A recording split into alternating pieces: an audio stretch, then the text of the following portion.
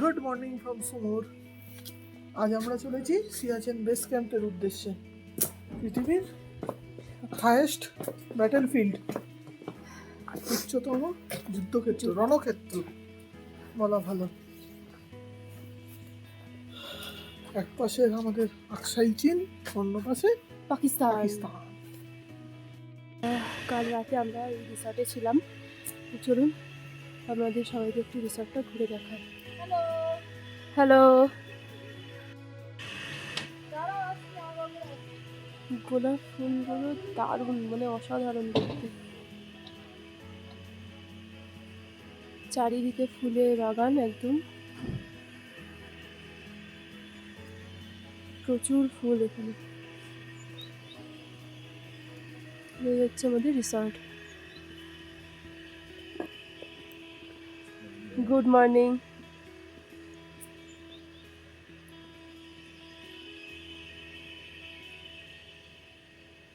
এদিকে কিছু ফুল শুকিয়ে গেছে, বাট এদিকে ফুলগুলো বেশ ভালোই আছে, বেশ ভালো লাগছে দেখতে। প্রচণ্ড ঠান্ডা এখানে, কালকে রাত থেকেই প্রচণ্ড ঠান্ডা, যার জন্য আমার এই অবস্থা। আমি মাথায় একদম জড়িয়ে বসে আছি, কারণ আমার একটু কানের যন্ত্রণা হয়। যাই হোক, চলুন এদিকটা একটু ঘুরে দেখে আসি। ওইদিকে একটা গাছে আপেল ধরে আছে, দেখা যাচ্ছে কিনা জানি না। এই দেখুন,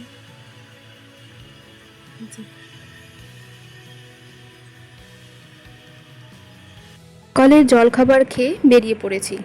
সুমুরের শান্ত উপত্যকাকে পিছনে ফেলে আজ আমাদের যাত্রা শুরু হলো লাদাখের আরও এক দুর্গম আর ঐতিহাসিক গন্তব্য সিয়াচেন বেস ক্যাম্পের পথে। সুমুর থেকে যতই এগিয়ে যাচ্ছি ততই বদলে যাচ্ছে চারপাশের দৃশ্য। সবুজের ছোঁয়া ধীরে ধীরে কমে আসছে, তার জায়গা করে নিচ্ছে রুক্ষ পাহাড় আর পাথুরে উপত্যকা। রাস্তার একদিকে উঁচু পাহাড়, অন্যদিকে গভীর খাদ, আর মাঝখান দিয়ে আঁকাবাঁকা রাস্তা যেন আমাদের নিয়ে চলেছে হিমালয়ের আরও গভীরে।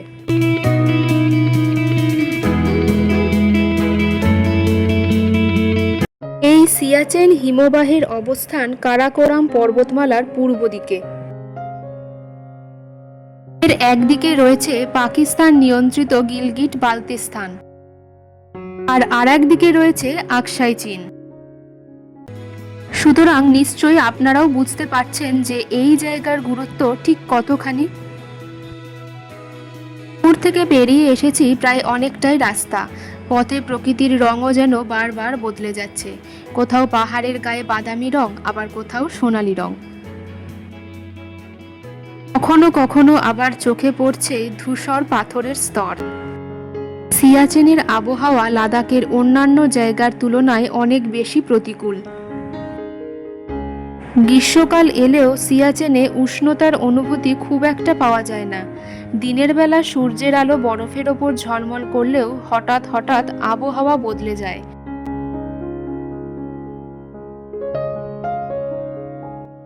সিয়াচেনের আবহাওয়ার সবচেয়ে ভয়ঙ্কর দিক হলো প্রকৃতির আচরণ, যা মুহূর্তের মধ্যেই বদলে যায়। এই প্রতিকূল আবহাওয়ার মধ্যেই ভারতীয় সেনারা দেশের নিরাপত্তার দায়িত্ব পালন করেন। তাই সিয়াচেনের বরফ ঢাকা সৌন্দর্য দেখলে যেমন মুগ্ধ হতে হয়, তেমনি মনে রাখতে হয় এই সুন্দর দৃশ্যের পেছনে রয়েছে প্রচণ্ড ঠান্ডা, দুর্গম ভূপ্রকৃতি এবং অসাধারণ সাহসের গল্প। সিয়াচেনের বরফ ঢাকা পাহাড়ের সৌন্দর্যের পেছনে লুকিয়ে আছে এক দীর্ঘ ও গুরুত্বপূর্ণ ইতিহাস। সিয়াচেন হিমবাহকে ঘিরে ভারত ও পাকিস্তানের মধ্যে বিরোধের মূল কারণ তৈরি হয় 1947 থেকে 48 সালের যুদ্ধের পর সীমারেখা নির্ধারণের সময়। পরে 1972 সালে সিমলা চুক্তির পর নিয়ন্ত্রণ রেখা বা এলওসির নির্ধারণ 1942 পর্যন্ত স্পষ্টভাবে করা হলেও উত্তরের দুর্গম হিমবাহ অঞ্চলটির নির্দিষ্ট চিহ্নিতকরণ করা হয়নি। সেই অস্পষ্টতাই পরবর্তীকালে সিয়াচেনকে কেন্দ্র করে বিরোধের অন্যতম কারণ হয়ে ওঠে। এরপর 1970-এর দশক থেকে এই অঞ্চলে পর্বত আরোহণ অভিযান নিয়ে দুই দেশের মধ্যে প্রতিযোগিতা বাড়তে থাকে। অবশেষে 1984 সালে অপারেশন মেঘদূতের মাধ্যমে সিয়াচেন হিমবাহ ও সংলগ্ন গুরুত্বপূর্ণ ভূমিতে নিজের অবস্থান প্রতিষ্ঠা করে ভারত।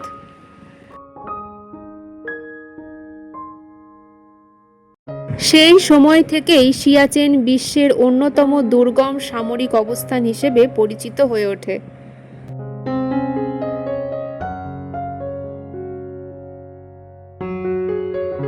এখানে যুদ্ধের চেয়েও বড় চ্যালেঞ্জ হয়ে দাঁড়ায় প্রকৃতি, অত্যন্ত উচ্চতা, তীব্র ঠান্ডা, বরফ আর প্রতিকূল আবহাওয়া।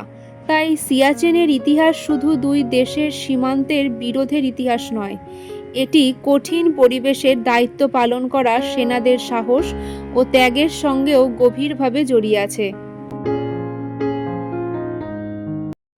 অনেকটা পথ পেরিয়ে এসেছি, যত সামনের দিকে যাচ্ছি ততই অনুভব করা যাচ্ছে এই পথের নিঃসঙ্গতা। চারপাশে মানুষের জনবসতি নেই বললেই চলে, নেই শহরের কোলাহল, শুধু পাহাড়, আকাশ আর নীরবতার মাঝে আমাদের গাড়ি এগিয়ে চলেছে। সিয়াচেনের শীতকাল যেন একেবারে অন্যরকম। বছরে দীর্ঘ সময় জুড়েই চারপাশে বরফে ঢাকা থাকে। শীতকালে তাপমাত্রা ভয়াবহভাবে কমে যায় এবং হিম শীতল বাতাসের সঙ্গে প্রবল তুষারপাত পরিস্থিতিকে আরও কঠিন করে তোলে। উচ্চতার সঙ্গে সঙ্গে বাতাসের অক্সিজেনের পরিমাণও কমে যায়, ফলে এখানে কাজ করা হয়ে দাঁড়ায় অত্যন্ত কঠিন। সিয়াচেন কথাটি বাল্টি ভাষা থেকে এসেছে বলে প্রচলিত। এর অর্থ হলো বুনো গোলাপের স্থান।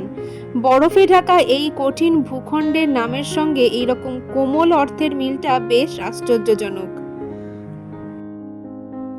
সিয়াচেন হিমবাহ থেকে উৎপন্ন জলধারা নুব্রা নদীর ব্যবহারের সঙ্গে যুক্ত হয়। লাদাখ প্রশাসনের তথ্য অনুযায়ী নুব্রা উপত্যকার প্রধান নদীগুলির মধ্যে সিয়াচেন নদীও রয়েছে।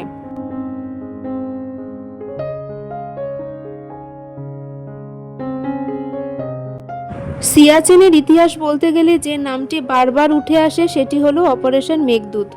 1984 সালে এপ্রিল মাস পৃথিবীর অন্যতম দুর্গম ও উচ্চতম যুদ্ধক্ষেত্র সিয়াচেন হিমবাহ অঞ্চলে ভারতীয় সেনা ও ভারতীয় বায়ুসেনা শুরু করেছিল এক অত্যন্ত গুরুত্বপূর্ণ সাময়িক অভিযান অপারেশন মেঘদূত। এই পথের প্রত্যেকটি বাঁক যেন সিয়াচেনের ইতিহাসের দিকে এক এক পা করে এগিয়ে নিয়ে যায়। অবশেষে এসে পৌঁছলাম সিয়াচেন বেস ক্যাম্পে। এখানে এসে শুধু যে পাহাড়ের সৌন্দর্যই দেখছি তা কিন্তু নয়, প্রত্যেকটি পরতে পরতে মনে পড়ে যাচ্ছে সেই সব সাহসী সেনাদের কথা যারা এই দুর্গম বরফের রাজ্যে দেশের নিরাপত্তার দায়িত্ব পালন করে চলেছেন অবিরত। প্রায় অনেকটা সময় হয়ে গেল এখানেই আছি, তবে কি করব, এগোতে তো হবেই। যেতে মন না চাইলেও আমাদের জন্য পরবর্তী গন্তব্য তো অপেক্ষা করে আছে। যাই হোক, চলুন আর সময় নষ্ট করে এবার বেরিয়ে পড়ি। এবার যাব আমাদের আজকে শেষ গন্তব্য পানামিক উষ্ণ প্রস্রবণের দিকে।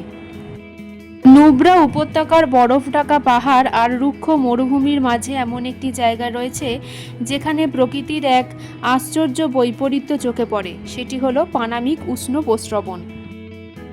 এই উষ্ণ প্রস্রবণের জলে সালফার সহ বিভিন্ন খনিজ উপাদানের থাকার কথা স্থানীয়ভাবে প্রচলিত, আর এই কারণেই অনেকে বিশ্বাস করেন যে এই জলে স্নান করলে শরীরের ক্লান্তি ও কিছু ত্বকের সমস্যার উপকার পাওয়া যায়। ভাবুন তো, একদিকে লাদাখের হিম শীতল বাতাস, চারিদিকে তুষারময় পাহাড়, আর সেই পরিবেশের মধ্যেই মাটির নিচ থেকে উঠে আসছে উষ্ণ জল। প্রকৃতির এই বৈপরীত্যই পানামিককে এতটা বিশেষ করে তুলেছে। চলুন ভিডিওটাও তাহলে আজকে এখানেই শেষ করছি। কেমন লাগলো সেটা অবশ্যই কমেন্ট করে জানাবেন। যারা ফেসবুক থেকে দেখছেন প্লিজ পেজটি একটু ফলো করে দেবেন, আর লাইক কমেন্ট শেয়ার করতে কিন্তু ভুলবেন না। আর যারা ইউটিউব থেকে দেখছেন তারা চ্যানেলটি সাবস্ক্রাইব করে দেবেন। চলুন আজকের ভিডিওটা এখানেই শেষ করছি, দেখা হবে সামনের ভিডিওতে।